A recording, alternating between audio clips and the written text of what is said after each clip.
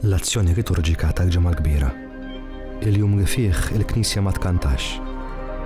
Hija teskiet u miegħu l-aħmar, il-kulur li jipponta lejn id-demm, lejn ħajja mogħtija.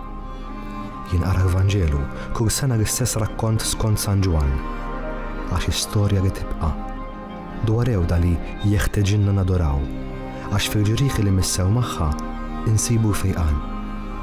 Għalhekk inbusuha. Ġest li jmur lura r-raba' seklu meta f'Ġerusalemm kienu jinġabru biex ibusu fdalijiet mis-salib ta' Kristu. F'dal-jum l-offerti, il-konsagrazzjoni u t-talba Ewkaristika ma jsirux. ċaħda mill-leżis li għandna b'vistu. Sal-1955 anke tqarbin innifsu ma kienx isir. Iċ-ċaħda għandha l-qawwa li tfakkarna s-sabieħ ta' dak li diġà għandna. Illum il-ġurnata it-qarbin isir bħala vjatku mill-ostji konsagrati fil-jum ta' qabel. Tajjeb kemm dan il-ġest napprezzaw ftit ieħor dak li għandna magħna ta' kuljum.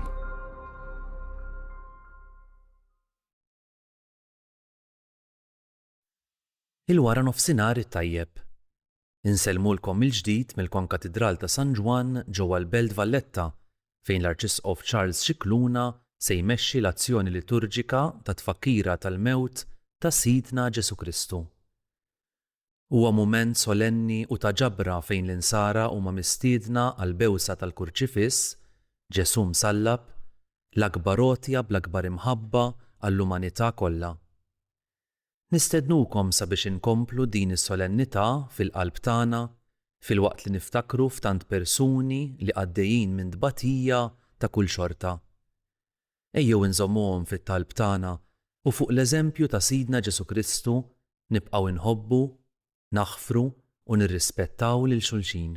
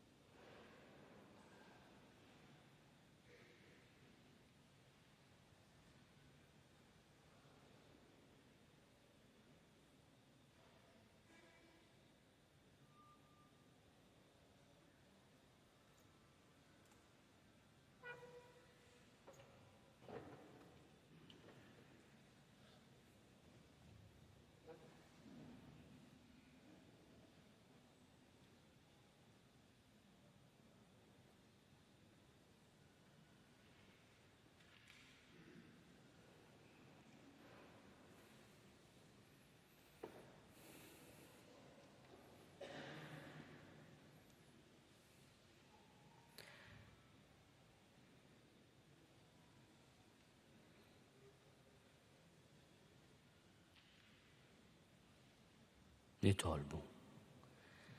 Ftakar fin ħna tiegħek mulej u ħares dejjem muqaddes lil qaddejja tiegħek li għal-jom ibnek Ġesu Kristu Sidna waqqaf bit-tixrid ta' demmu il-misteru tal-ħajt u li għajxu jsaltan għal dejjem ta' dejjem.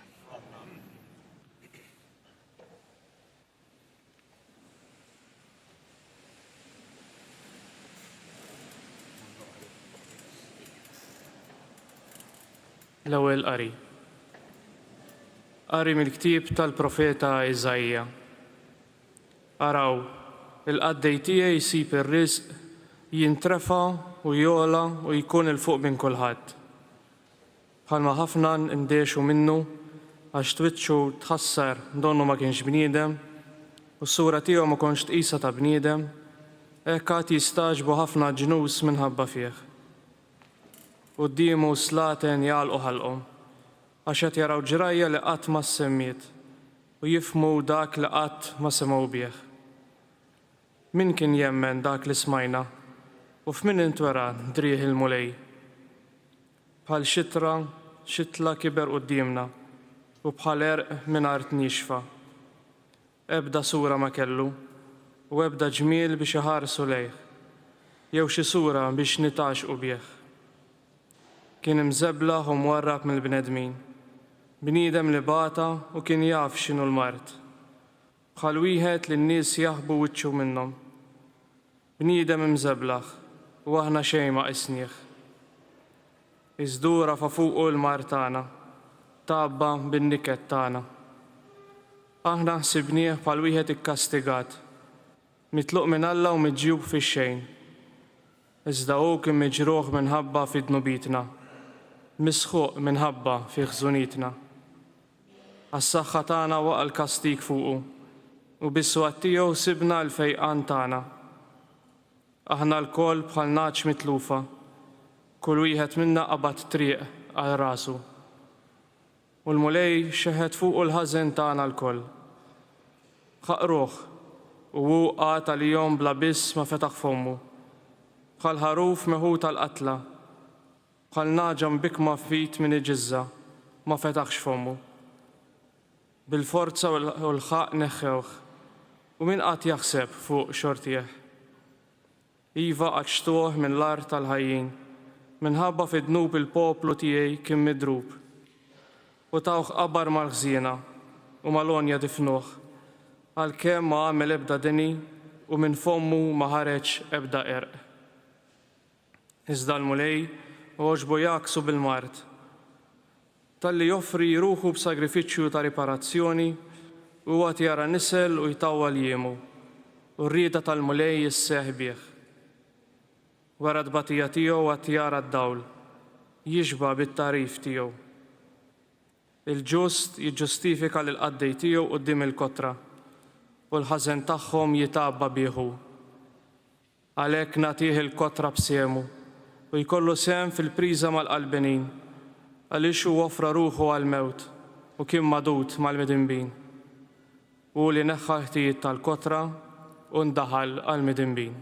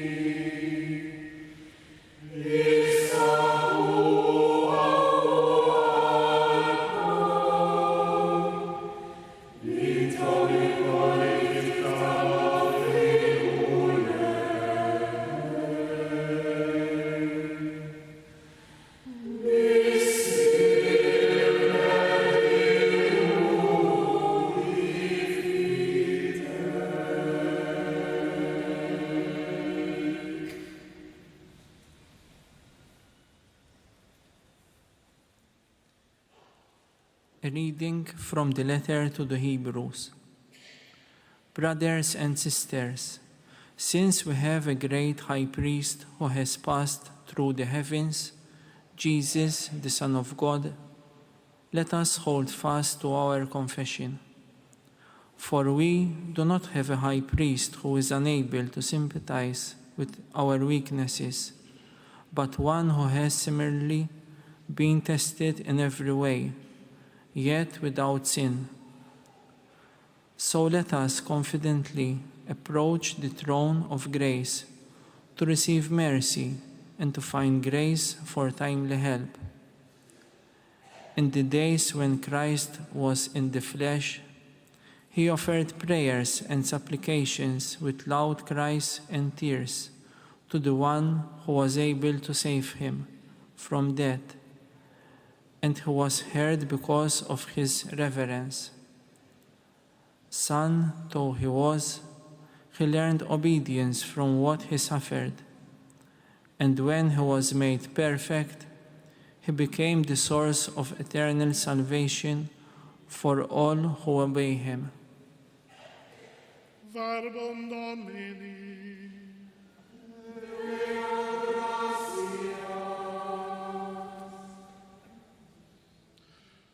Gloria ut Filii Christu. Gloria ut Filii Christu. Min habba fina Christu abda salmaut, ansi salmaut tas salib. عليك الله الإخساس موت وزين بلسم لي وفوق لسم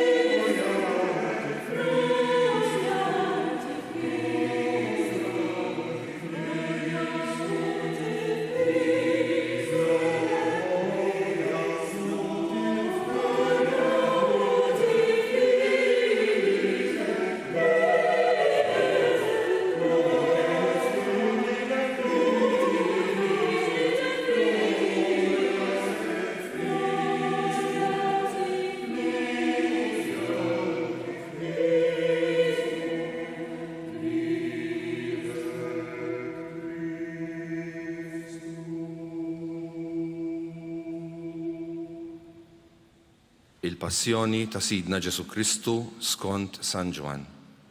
F'dak iż-żmien Ġesu ħareġ mad-dixxipli tiegħu u qasam għan-naħa l-oħra tal-wied tal-Kedron. Hemmhekk kien hemm ġnien u daħal fih mad-dixxipli tiegħu. Ġuda, dak li tradih, kien jafu l-post għax Ġesu kien sikwit jinġabar hemm mad-dixxipli tiegħu. Ġuda ħaġa ma' soldati u xi għases mingħand il-qassisin il-kbar u l-Fariżej u mar bihom hemmhekk bil-fanali, torċi u armi. Ġesu li kien jaf kull ma kien ġej fuqu mar fuqhom u qalilhom Lil min qegħdin tfittxu? huma weġbuh Lil Ġesu ta' Nażaret. u hu qalilhom Jiena hu. Ġuda, dak li tradih, kien hemm magħhom huwa wkoll. Kif Ġesu qalilhom jiena hu, huma resqu lura u waqgħu mal-art. Lil min qegħdin tfittxu? Reġa' staqsihom u huma qalulu Lil Ġesu ta' Nażaret. u Ġesu weġibhom Qedtilkom li jiena hu. Jekk qegħdin tfittxu lili, ħallu lil dawn imorru. Dan sar biex iseħħ dak li Ġesu kien qal minn dawk li tajtni anqas wieħed biss ma tlift. Xmum Pietru kellu sejf, siltu u darab lil qaddej tal-qasis il-kbir u qatalu barra widintu l-leminija. Dan il-qaddej kien jismu Malku. Imma Ġesu qal lil Pietru: Erġa' daħħal is-sejf fil-lant tiegħu. Forsi l-kalċi li tani missieri ma nixorbux? Imbagħad is-soldati u l-kaptan tagħhom flimkien mal-ases tal-lut qabdu lil Ġesu u rabtuh.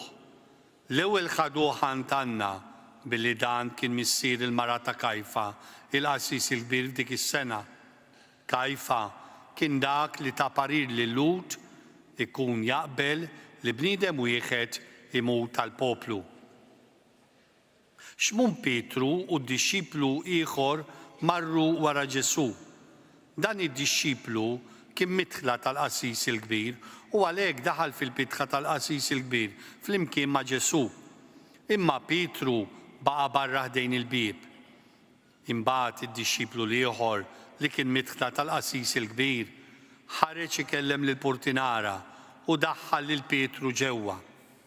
Il-qaddejja li kienet mal-bieb qalet lil Pietru: Int m'intix ukoll wieħed mid-dixxipli ta' dan ir-raġel? U hu weġiba: Le minix. Il-qaddejja u l-ases kienu kebsu n-nar mill-faħam għax kien il-bart u għadu hemm għasħana. U Pietru wkoll għad magħhom għasħana. Il-qasis il-kbir staqsa lil Ġesu fuq id-dixxipli u t-tagħlim tiegħu. Ġesu wieġbu: Jiena tħaddit fil-beraħ quddiem kulħadd. Għallimt dejjem fis-sinagoga u fit-tempju fejn jinġabru l-lut kollha u bil-moħħbi ma qed xejn. Għalfejn qiegħed tistaqsi lili, staqsi lil dawk li semgħuni x'għedtilhom. Huma jafu x'għedt. Kif għalhekk, wieħed mill-ases li kien ħdejh ta' daqqa ta' ħarta lil Ġesu u qallu: Hekk twieġbu lill-qasis il-kbir?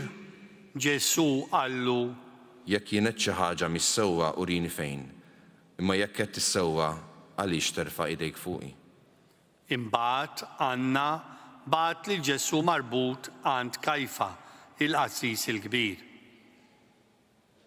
Xmum Pietru mela kien qiegħed hemm ma' sħana u qalulu: Int m'intix ukoll wieħed mid-dixxipli tiegħu?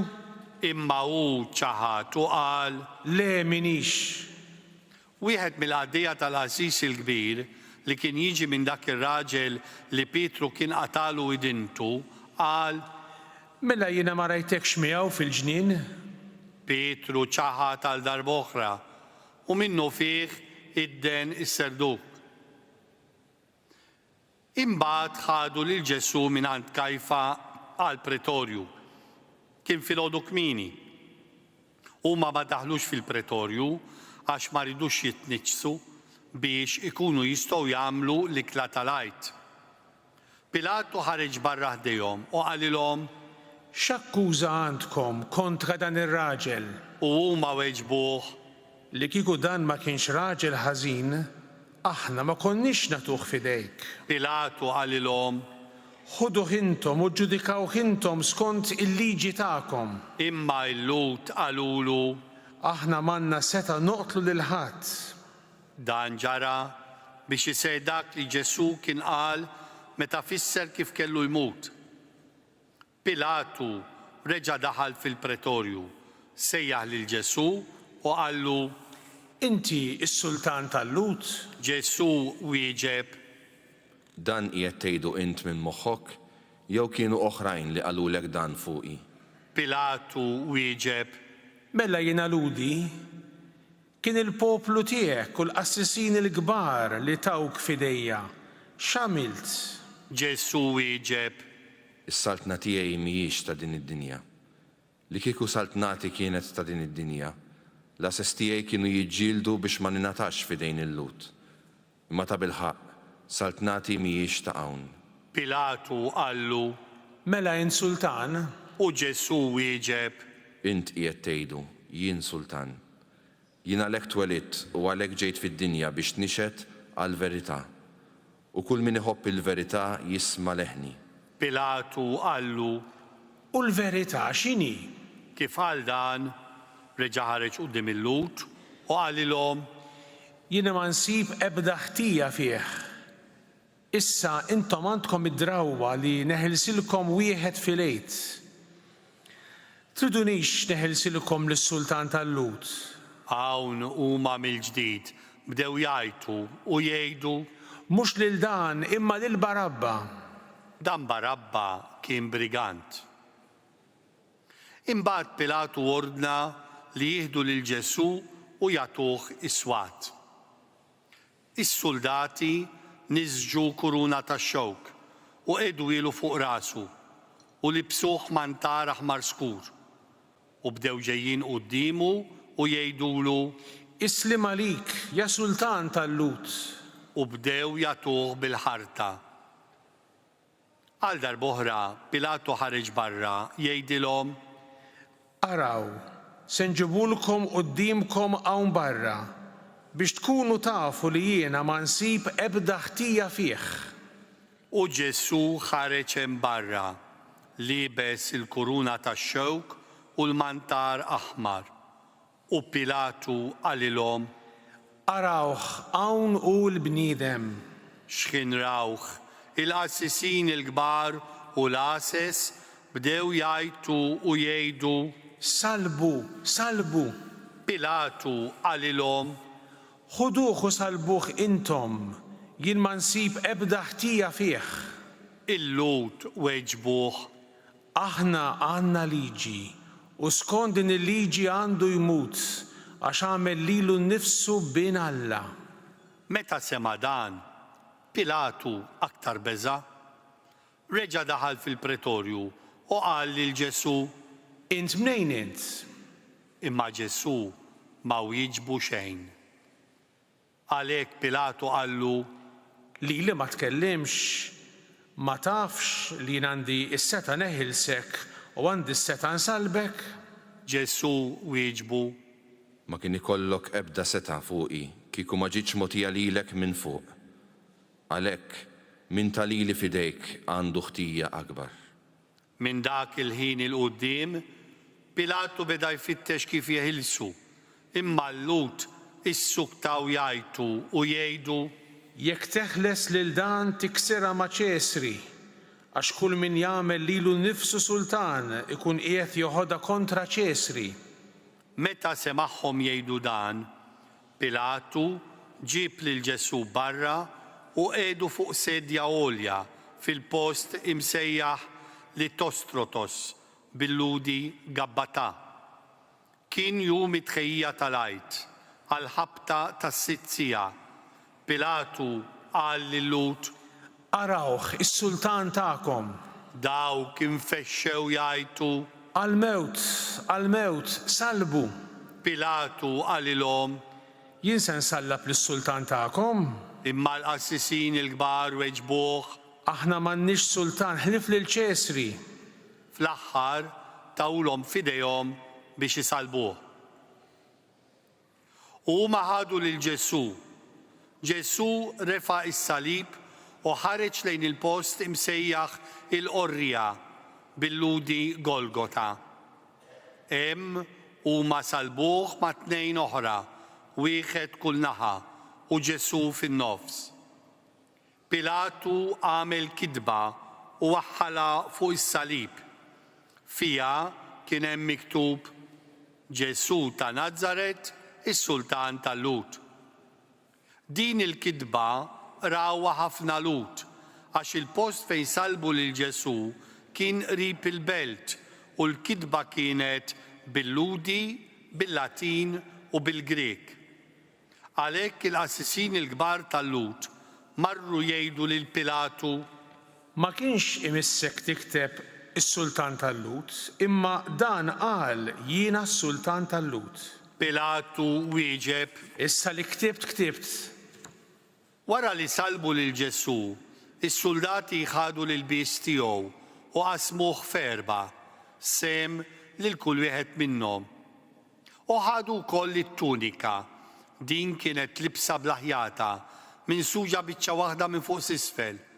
Ftehmu bejniethom u qalu: Ma nqattawix, iżda nitfgħu x-xorti għaliha u lil min tmiss joħodha. Dan ġara biex isseħħ l-Iskrittura li tajt: ħwejġi qasmu bejniethom u għall il-bies tiegħi tefgħu x-xorti. U dan ta' bil-ħaqq għamluh is-soldati. Kien hemm wifqa ħdejn is-salib ta' Ġesu, ommu, oħt ommu, Marija ta' Kleofa u Marija ta' Magdala. Mela kif Ġesu lemaħ lill-ommu u lid-dixxiplu li kien iħobb wieqaf ħdejha, qal lill-ommu: Mara, hawnhu ibnek, imbagħad qal lid-dixxiplu: hawnhi ommok. U minn dak il-ħin id-dixxiplu ħada għandu. Wara dan, Ġesu, billi issa kien jaf li kollox kien mitmum, biex isseħħ l-Iskrittura qal: Għandi laċċ.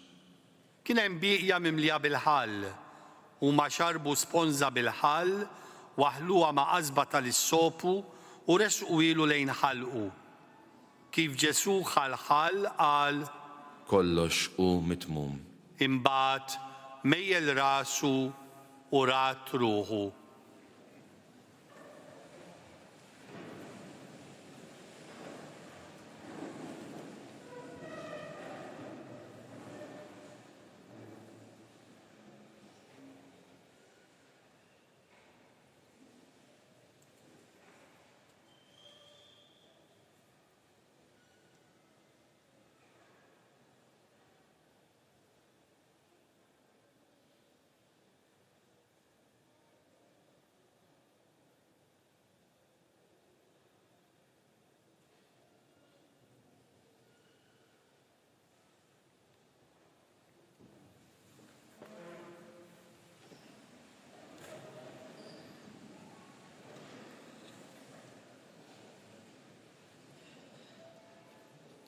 Billi kien jum it-tħejjija tal-Għid, il-Lut ma ridux li f'jum is-Sibt l-iġsma jibqgħu fuq is-salib, għax dak is-Sibt kien jum solenni għalihom. Talbu mela lil Pilatu biex jiksrulhom riġlejhom u jneħħu l-iġsma. Għalhekk ġew is-soldati u kissru r-riġlejn tal-ewwel u tat-tieni wieħed li kienu msalbin miegħu. Iżda meta waslu għal Ġesu, billi raw li kien ġa mejjed, ma kisrulux riġlejh. Madankollu wieħed mis-soldati nifidlu ġenbu blanza u minnu fih ħareġ demm u ilma. Dan qiegħed jiġdu minn rabajnejh u x-xhieda tiegħu hija minna. U jaf li qed jgħid il-verità biex intom ukoll temnu. Għax dan ġara biex isseħħ l-Iskrittura li tajt: ebda waħda minn għadmu ma jiksrulu. U hemm ukoll kidba oħra fl-Iskrittura li tajt: huma għad iħarsu lejn min nifdu. Wara dan, Giuseppi minn Arimatija, li kien dixxiplu ta' Ġesu bil-moħbi għax kien jibża mill-Lut, mar u talab lil Pilatu biex jieħu l-ġisem ta' Ġesu. Pilatu ħallih u ġie u ħall ġisem tiegħu. Ġie wkoll Nikodemu, dak li qabel kien maran Ġesu bil-lejl, u ġib miegħu taħlita ta' morru sabbara tiżen xi mit-libra. Dawn it-tnejn ħadu l-ġisem ta' Ġesu u kebbewh bil-faxex tal-għażel bil-fwejjaħ kif soltu jagħmlu l-Lut qabel id-difna. Fejn kienu salbu lil Ġesu kien hemm ġnien, u f'dan il-ġnien kien hemm qabar ġdid li fih kienu għadhom ma difnu lil ħadd. Hemm għedu lil Ġesu għax kien jum it-tħejjija għall-Lut. u għax il-qabar kien fil-qrib. Il-kelma tal-mulej. it-tifqir lilek Kristu.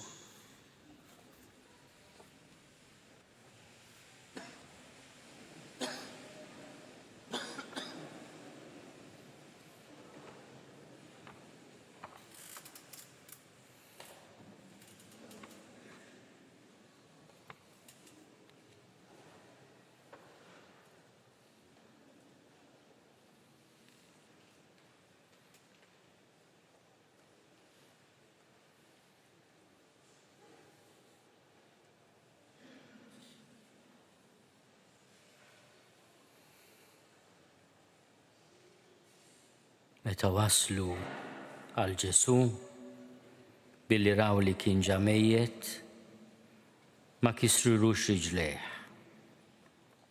Madankollu wieħed mis-soldati nifidlu ġembu blanza u minnu fih ħareġ demm u ilma. Dan qiegħed jiġdu minn rabajnejh u x-xhieda tiegħu hija minna. U jaf li qiegħed jgħid il-verità biex intom ukoll temnu. Għax dan ġara biex isseħħ l-Iskrittura li tajt. Ebda waħda minn Admu ma jiksrulu. U hemm ukoll kitba oħra fl-Iskrittura li tajt. Huma qed iħarsu lejn min nifdu. Dan il-jum solenni tal-ġimgħa l-kbira aħna ninaqdu ba' dawk il-ġnus li ħarsu lejn min nifdu. Din hija silta mill-profeta Zakkarija. Il-Vanġelu stess jgħid li wieħed mis-soldati kien li qabad lanza u nifidlu il-ġemb għażiż tiegħu, il-kustat tal-mulej. Imma Zakkarija jgħid li aħna konna li nifidna il-qalb għażiża tal-mulej. U dan huwa l-misteru qegħdin niċċelebraw illum meta nħarsu lejn Ġesu bil-kustat tiegħu minfut u nifhmu li l-kol kemm aħna qegħdin inħarsu lejn min kull wieħed minna nifidlu l-qalb tiegħu bil-lanza. Hemm responsabilità individwali f'dan ir-rakkont li għadna kemm smajna. Pilatu, il-qassis il-kbir, Ġuda, Pietru, is-soldati. Imma hemm ukoll ir-responsabilità ta' kull wieħed u waħda minna. Hemm forsi l-ingann ta' ħafna nies. Pilatu stordud bil-poter, imbeżza li jitilfu. Il-qassisin il-kbar ippanikjati li se taqbad reħwixta u toqtol il-poplu. Ġuda li kellu f'moħħu li jrid messija politiku. Pietru, ostaġġ tal-biża li arrestawh. Hemm ħafna fraġilità fir-rakkont li għadna kemm smajna. Hemm il-fraġilità ta' kull wieħed u waħda minna. Imma hemm ukoll l-ubbidjenza ta' Ġesu li ssalvana. L-imħabba tiegħu li aqwa mid-djufija tagħna, mid-dnub tagħna. Meta is-soldat nifidlu ġembu, minnu fih ħareġ demm u ilma. Illum smajna li San Ġwan Grisostmu, wieħed mill-orri fil-kbar tal-Knisja, patriarka ta' Kostantinopoli, li jispjegalna li f'dak l-ilma u d-demm hemm is-sagramenti tal-Knisja. Il-mamudija u s-sagramenti kollha li jnatfu d-nubiet, hemm id-demm li jrejjaq li d-dixxipli tiegħu fl-Ewkaristija. Demm u ilma. U hemm tradizzjoni ħelwa dwar dan is-soldat, aħna insejħulu Longino, għaliex u kien li ħaddan dik il-lanza li bija aħna l-koll niffidna l-qalb ta' Ġesu. Il-tradizzjoni tajt li ma kienx jara minn għajn waħda. U hemm minnhom meta ħareġ id-demm u l-ilma mill-Ġesu xi qtar Ażiż ġie fuq wiċċu u beda jara. Il-tradizzjoni trid tgħidilna li l-għajta tiegħu danu tassew liben ta' Alla. Kien mument fejn dan il-pagan beda jara tassew. Quddiemu kien hemm raġel ikkundannat għal mewt u għarfu bħala liben ta' Alla, is-Salvatur. Aħna wkoll inħarsu lejn dan ir-raġel, inħarsu lejn min nifidnieh bil-lanza. Ejjew waqt li nħarsu lejh nilqgħuh bħala s-Salvatur tagħna. In today's Gospel narrative, John gives us the detail about the Roman centurion who takes a lance and pierces the side of Jesus. And from that pierced side, water and blood flow abundantly. There is a hallowed tradition that says that this centurion, whom we call Longinus, was a bit blind, partially blind from one eye. And that blood also came on his face from the side of Jesus. And he began to see more clearly. But the real meaning of this ancient tradition that this pagan soldier who exclaimed, "This is truly the Son of God," arrives at the crucifixion site Golgotha blind to the identity of the condemned man and returns home convinced that the crucified man is the Son of God. Zechariah had prophesied, "We will look on the one we have pierced." This is what we do today. Because it is not only Longinus who is part of the Passion narrative. We are all part of that Passion narrative. All of us have participated in the sorrowful passion of our Lord Jesus Christ. We look upon the man we have pierced.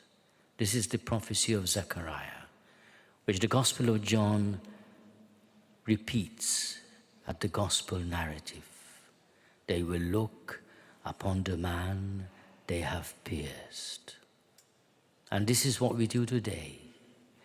And our prayer is that as we look unto Jesus and his pierced side, we realized that he is the servant of God who has borne our sins to give us salvation, who has expressed reverence in order to heal our disobedience, who has abandoned himself to the Lord God his Father, that we may obtain paradise.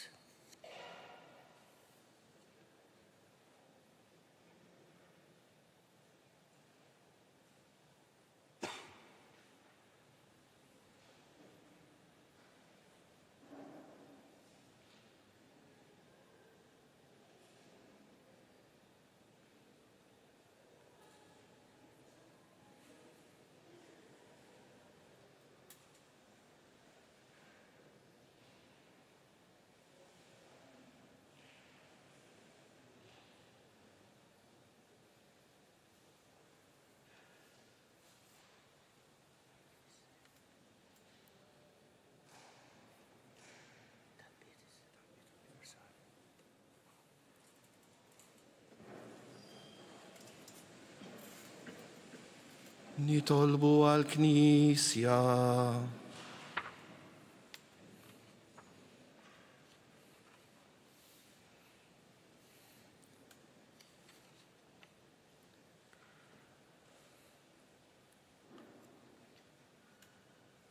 Nitolbu ħuti eżis għal-Knisja Qaddisa ta' Alla biex il-mulej Alla tagħna jagħtiha slim u jaqgħadha u jħarisha fid-dinja kollha u lilna jagħtina ħajja ta' kwiet u paċi biex nagħtu glorja lil Alla l-Missier li jista' kollox.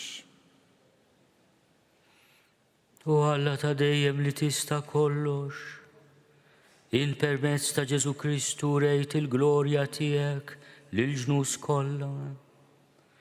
Ħares fina l-emil tal-ħniena tiegħek biex il-Knisja tiegħek imxerda mad-dinja kollha tibqa' sieħa sal-aħħar fil-fidi u fl-istqarrija ta' ismek bi Kristu Sidna.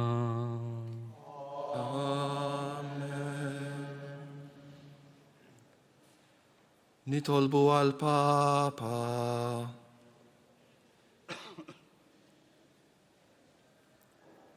Nitolbu wkoll għal-Papa Ljum biex il-mulej Alla tagħna li għażlu bħala isqof iħarsu u jżommu qawwi u sħiħ għall-Knisja mqazza tiegħu ħalli jmexxi l-poplu qaddis ta' Alla.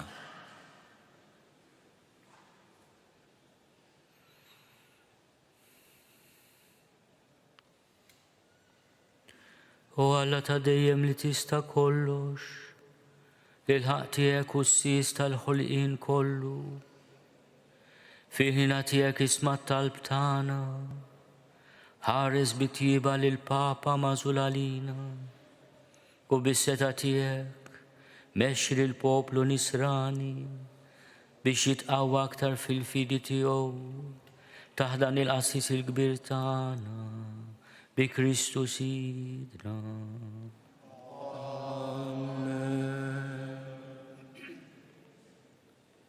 Nitolbu għal-fidili kollha ta' kull ordni.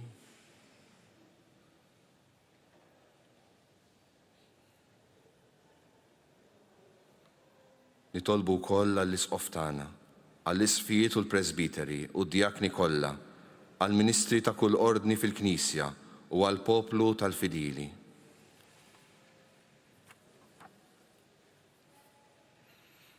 U Alla ta' dejjem li tista' kollox, l-Ispiritu Qaddis tiegħek iqaddes u jmexxi lill-ġisem kollu tal-Knisja. Ħati widinat tal-pum li tagħna biex il-fidili tiegħek ta' kull ordni u grad bil-grazzja tiegħek jaqduk b'fedeltà sħiħa bi Kristu Sidna. Amen.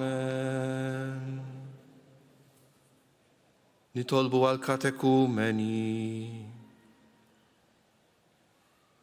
Nitolbu wkoll għal-katekumeni tagħna biex il-mulej Alla jħenna lihom u jiftħilhom qalbhom, jagħtihom il-maħfra ta' dnubithom bil-magħmudija u jagħmilhom membri ta' Sidna Ġesu Kristu.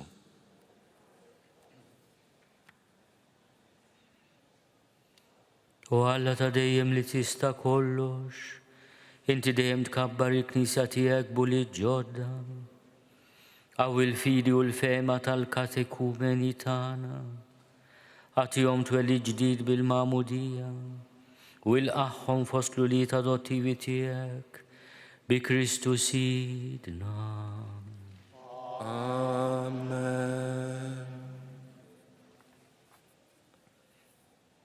Nitolbu għall-għaqda tal-insara.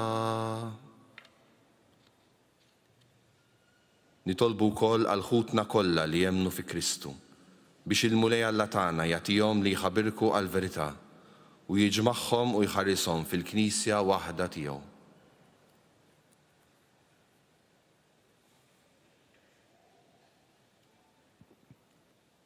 U Alla ta' dejjem li tista' kollox, inti tiġma' flimkien lil uliedek imxerda biex iżommhom maquda bejniethom.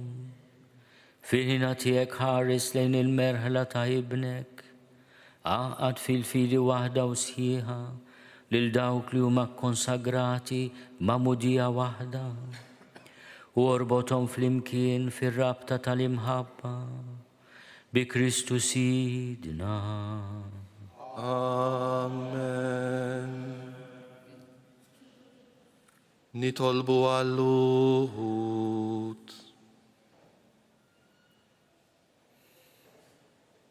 Nitolbu wkoll għall-Lut li lilhom qabel kulħadd waslet il-kelma tal-mulej Alla tagħna. Jagħtihom il-mulej li jimxu l-qudiem fl-imħabba ta' ismu u l-fedeltà mal-patt tiegħu.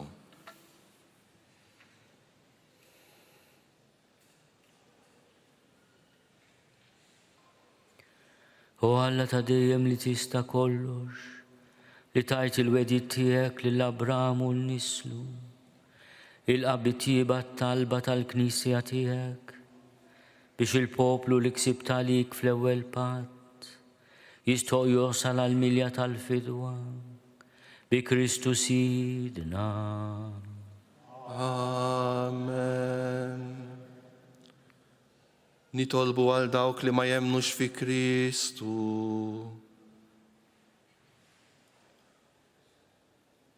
Nitolbu wkoll għal dawk li ma jemnux fi Kristu biex l-Ispirtu Santu jagħtihom id-dawl u huma wkoll li saħħilhom jidħlu fit-triq tas-salvazzjoni.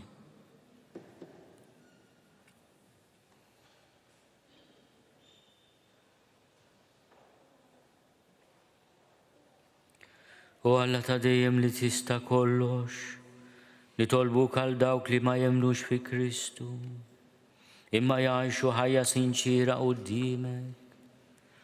Għamel li huma jarfu l-verità tiegħek u li aħna nħobbu dejjem iżjed lil xulxin u nfittxu li nifhmu sewwa l-misteru ta' ħajtek ħalli nkunu xhieda aktar perfetti ta' mħabbtek. Bi Kristu Sidna. Amen. Nitolbu għal dawk li ma jemnux f'Alla. Nitolbu wkoll għal dawk li ma jarfux lil Alla biex b'qalb sinċira jfittxu dak li hu sewwa u jistħoqilhom isibu lil Alla innifsu.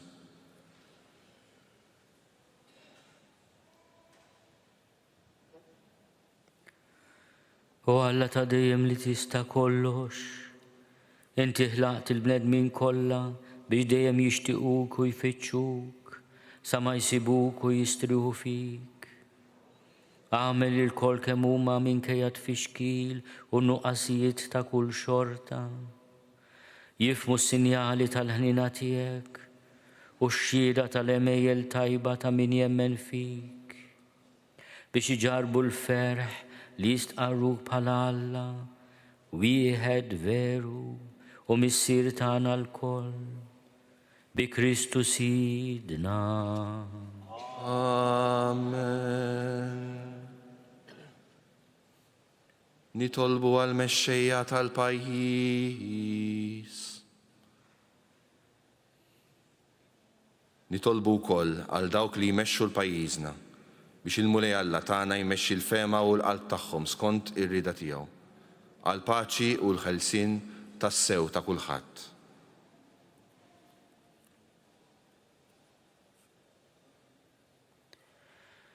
U Alla ta' dejjem li tista' kollox, fidejk jinsabu l-qlub tal-bnedmin u l-jedijiet tal-popli. Ħares bit-tiba tiegħek lejn dawk li għandhom is-seta jigvernawna. U bil-grazzja tiegħek għamel li l-popli kollha tad-dinja ikollhom risq tajjeb, paċi sħiħa u libertà reliġjuża bi Kristu Sidna. Amen. Nitolbu għall-imġarbin.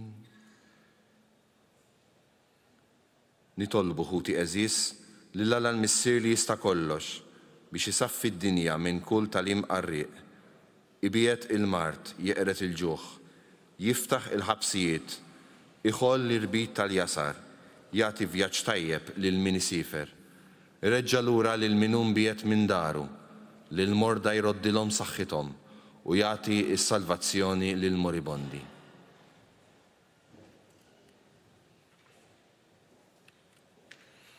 U Alla ta' dejjem li tista' kollox, faraġġ tal-imniktin, qawwa tal-imħabtin, ħajja sal għandek it-talb ta' kull min isejjaħlek fit-tiġrib u għamel li l-bnedmin kollha jifirħu li fil-ħtiġijiet tagħhom qatt ma tonqoshom il-ħnina tiegħek bi Kristu Sidna.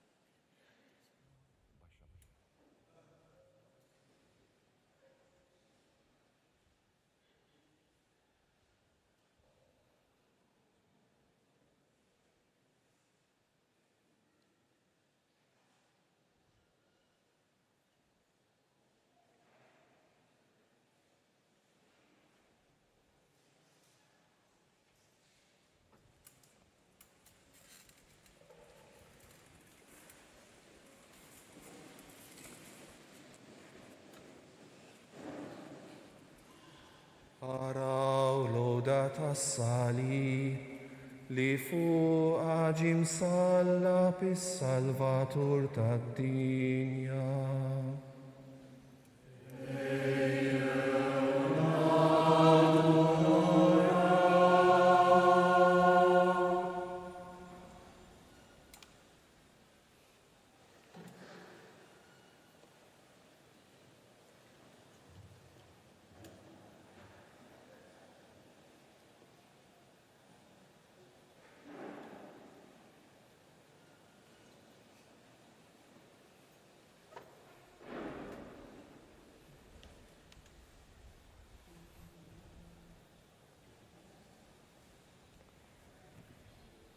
Araw lodat as-salib li fuq ġim sallab is-Salvatur tad-dinja.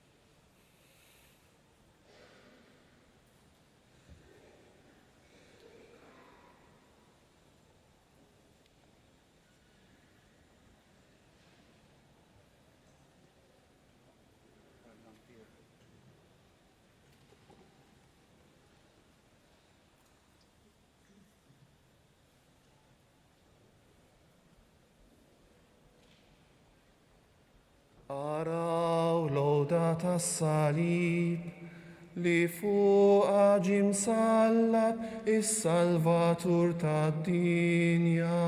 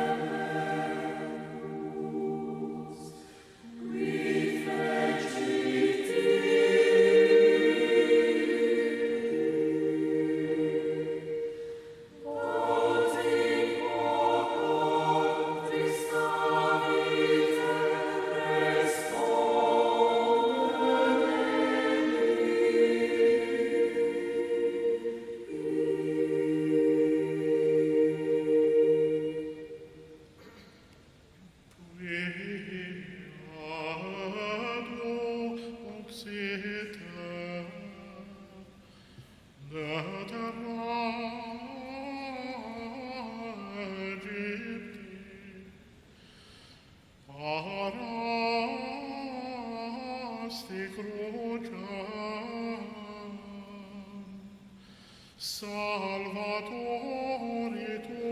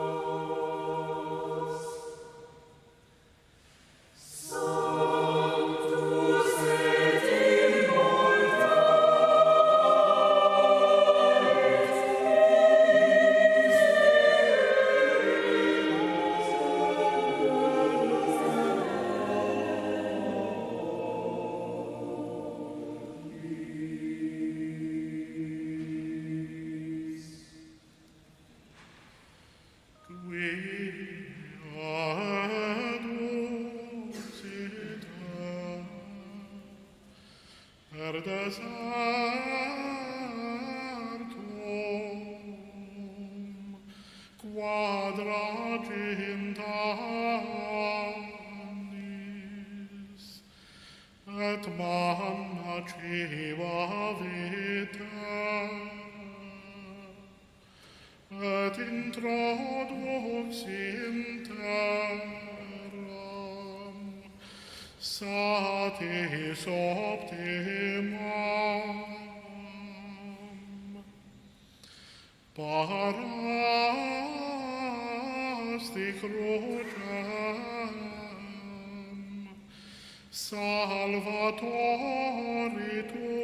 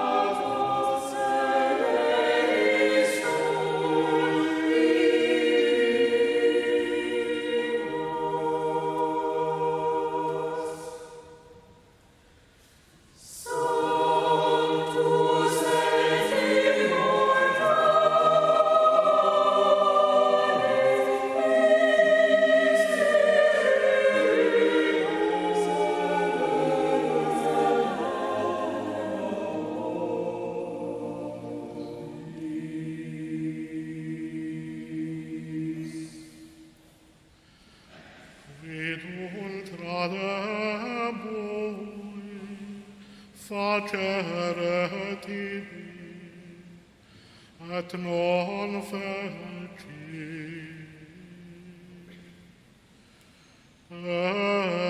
Ecco quidem, planta vita, vine a meam, speciosissimam, et tu factas vici nimis amara, acetonamque sitim meam potasti, et lancea per foresti natus, salvatoris tua.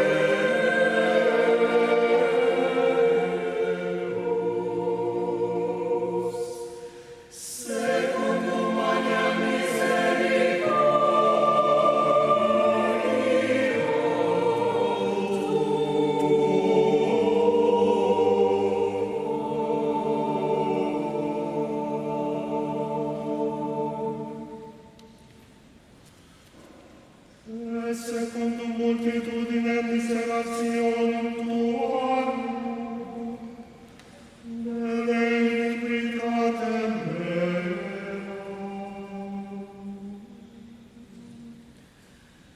Omnibus nam meam iniquitatem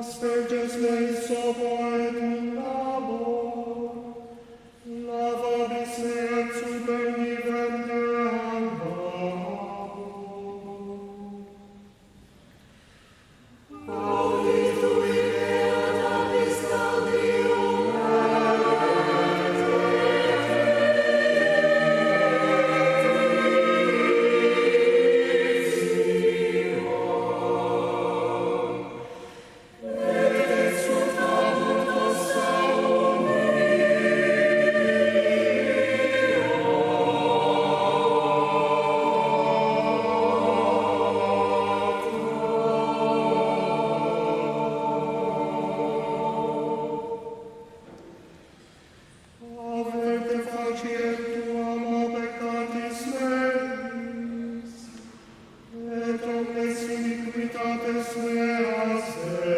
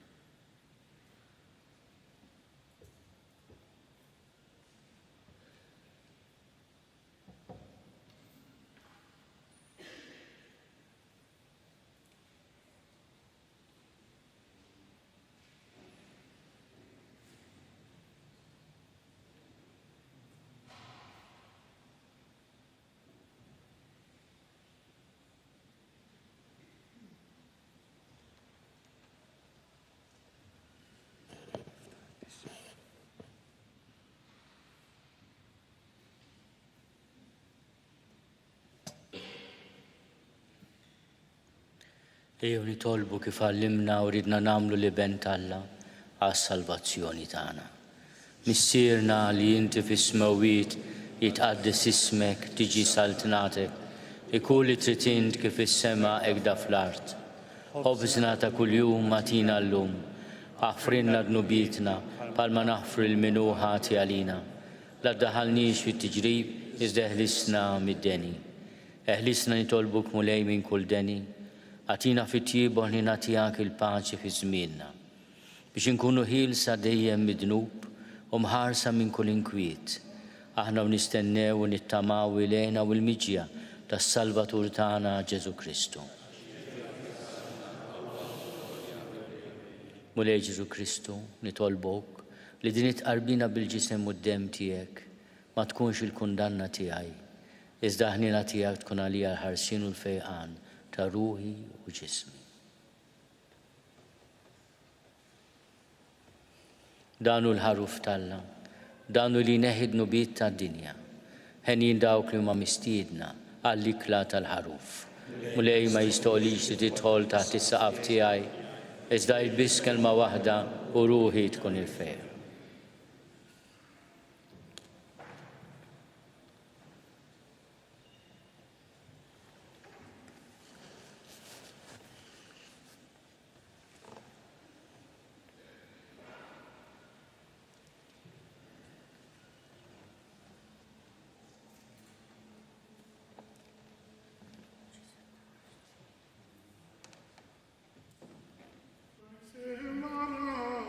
Pro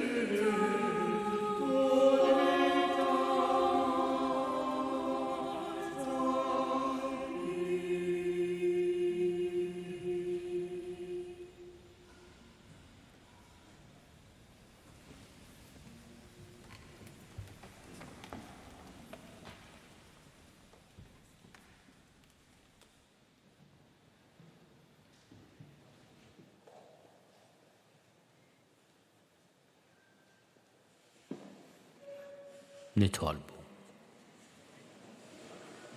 U Alla ta' dejjem li tista' kollox inti fdejtna bil-mewt qaddisa ta' Kristu ibnek u bil-qawmin tiegħu għall-ħajja. Ibqa' ħares fina dan l-emil tiegħek ta' ħniena biex bis-saħħa ta' dan il-misteru li fih ħadna sem ngħixu dejjem marbuta miegħek bi Kristu Sidna. Dan il-poplu tiegħek mulej fakkar bil-ġieħ kollu il-mewt ta' ibnek ta' Masieħa fil-qawmin tiegħu għall-ħajja. Ixħed fuqu kotra ta' barka u għatih il-maħfra u l-faraġ. Qawwih fil-fidi mqazza u wettqu fil-fidwa ta' dejjem. Amen.